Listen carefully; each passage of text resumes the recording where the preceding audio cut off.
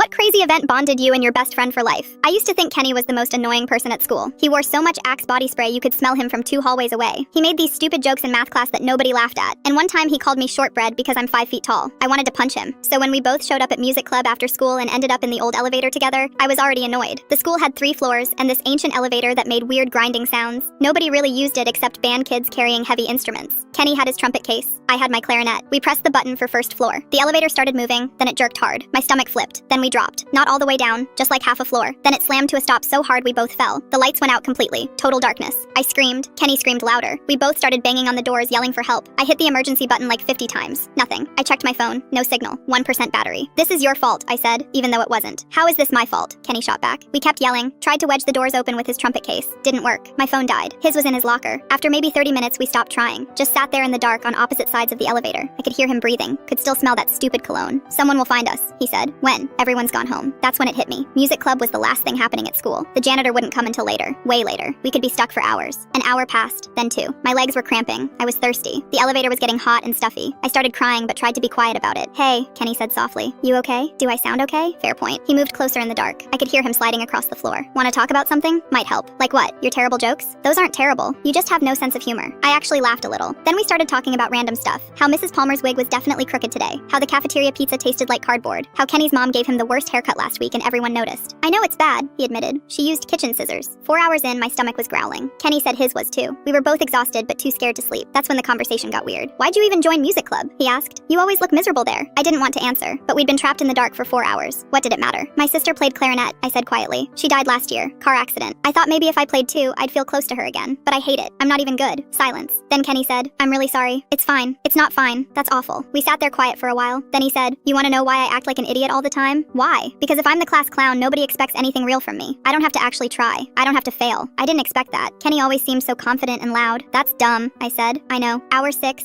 I started crying again. Not about being trapped, about my sister, about everything. Kenny didn't say anything, just moved closer until our shoulders touched. Hour 7, he started singing. Stupid songs at first. Then he sang some jazz thing I'd never heard. His voice was actually really good. It made the dark feel less scary. Hour 8, we played this game where we had to guess each other's biggest fear. Mine was being forgotten. His was being alone. We both got it right. Hour 9, I woke up and realized we'd fallen asleep leaning on each other. My neck hurt. Kenny was snoring softly. I didn't move. Then I heard voices. Footsteps. The janitor found us around midnight. Apparently the school had called our parents hours ago when we didn't come home. They thought we ran away together or something. My mom was crying when she picked me up. Kenny's dad looked furious. We both got lectured about staying safe and checking in. But the next day at school, Kenny sat next to me at lunch. We didn't talk about the elevator. We just ate our cardboard pizza and complained about homework. 2 weeks later, some kids were making fun of my height again. Kenny told them to shut up. When someone called him annoying, I told them he was actually pretty cool. We've been best friends for 3 years now.